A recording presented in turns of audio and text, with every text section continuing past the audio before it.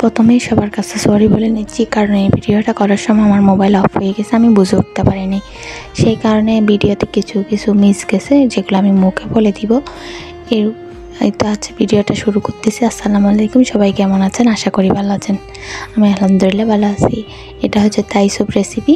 প্রথমে 2টা ডিমের কুসুম নিতে হবে, তারপর টমেটো কেচাপ দিতে হবে, তারপর সয়া সস, চিনি, লেবু, টেস্টিং সল্ট, এই তো এগুলো দিয়ে তারপর হচ্ছে চিকেন কর্নফ্লাওয়ার 3 চামচ দিতে হবে। তারপর হালকা ফুড কালার দিলে চলবে, না দিলেও চলবে, যার মতো। ওটা আমি সুন্দরের জন্য দিছি। এই চিকেন স্টেক পানি দিয়ে তারপর ওটাকে মিশ্রণ করে মিশিয়ে নিতে হবে।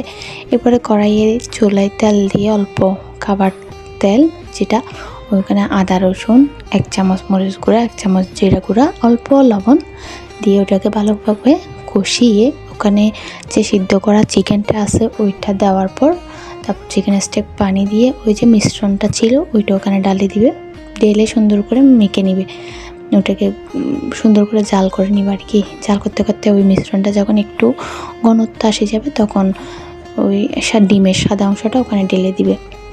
ঢেলে দেওয়ার পর জিনিসটা অনেক সুন্দর দেখাবে। তখন আমি লেমন গ্রাসটা কাটিয়ে দিছি, লেমন গ্রাসটা ফ্লেভারের জন্য দেওয়া হয়েছে।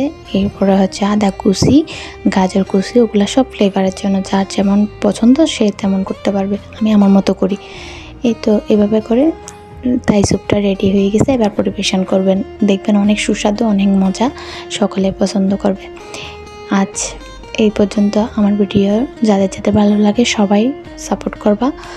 Thank you so much watching for video. সবাই সাপোর্ট করবা কিন্তু। আল্লাহ হাফেজ।